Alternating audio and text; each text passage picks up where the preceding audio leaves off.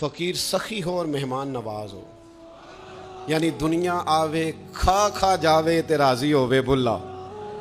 کسی آستانے پہ میں گیا ہوا تھا، ضروری نہیں کہ شاعر اونچا ہو اور پڑھنے والے کی آواز ہی بڑی اعلیٰ ہو تو پھر ہی شعر لگتا ہے۔ کبھی کبھی سادے بندے وہ شعری وزن پر شعر پورے نہیں اترتے، لیکن ان کا معافی ضمیر ٹھیک ہوتا ہے۔ ایک آستانے پہ میں کسی عرس کی تقریب میں شامل تھا تو وہاں وہ اپنے مرشد کے لیے پڑھ رہے تھے، تو چلو گل کریے اپنے سونے دی منہ ہوراں وال تار کے، وہ تو اپنی بات کر رہا تھا، ہم اپنی بات کرنے لگ گئے، ہمیں اپنے والے یاد آ گئے۔ وہ کہنے لگے سیاں دوروں دوروں آون، اللہ دا ورد پکار دیاں تے میرے پیر دا لنگر جاری، کئی کھا کھا شکر گزار دیاں۔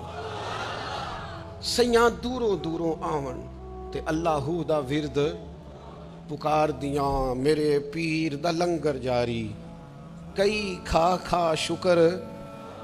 درویش سخی ہوتا ہے، مہمان نواز ہوتا ہے۔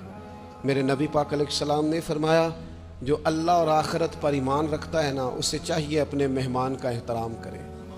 جو گھر آ گیا ہے اس کی عزت کرے، جو دروازے تک آ گیا، جو آ ہی گیا اس کے لیے پھر اپنی آنکھیں بچھا دے، پلکیں بچھا دے، دل نکال کے سامنے رکھ دے۔ مہمان نواز ہو، مہمان نواز۔ فقیر مہمان نواز ہوتے ہیں، کشادہ ہوتے ہیں، دسترخوان وسیع ہوتے ہیں، ان کے لنگر چل رہے ہوتے ہیں، وہ مخلوق کو بانٹتے رہتے ہیں، وہ کھلاتے رہتے ہیں۔ کیوں بلا؟ بغداد کے غوث پاک بولے، میرے پیر فرمانے لگے لوگوں میں تمہیں بتاؤں، اگر میرا رب کائنات کے خزانے مجھے دے تو میں سارے اس کی مخلوق کو روٹی کھلانے میں خرچ کر دوں، میں کسی کو بھوکا نہ سونے دوں، میں روٹی کھلاؤں اللہ کے، دنیا آوے کھا کھا جاوے راضی ہووے بلا۔ شیر خدا بیٹھ کے رو رہے ہیں۔ کسی نے پوچھا علی کیا ہوا؟ فرمانے لگے کئی دن ہو گئے مہمان کوئی نہیں آیا۔ رسالہ کشیریہ میں امام کشیری نے لکھا کئی دن ہو گئے پرونا کوئی نہیں آیا۔ تو حضور پھر فرمایا کہیں رب علی سے ناراض تو نہیں ہو گیا؟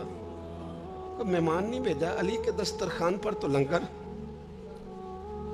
دنیا علی کے گھر سے لنگر کھاتی۔ ہمارے بچے شیر خدا کے بچوں کا صدقہ پلتے ہیں۔ فرمایا کتنے دن ہو گئے پرونا کوئی نہیں آیا، لہذا پریشان ہو کہ کوئی مہمان آ جائے تو کوئی تسلی ہو جائے۔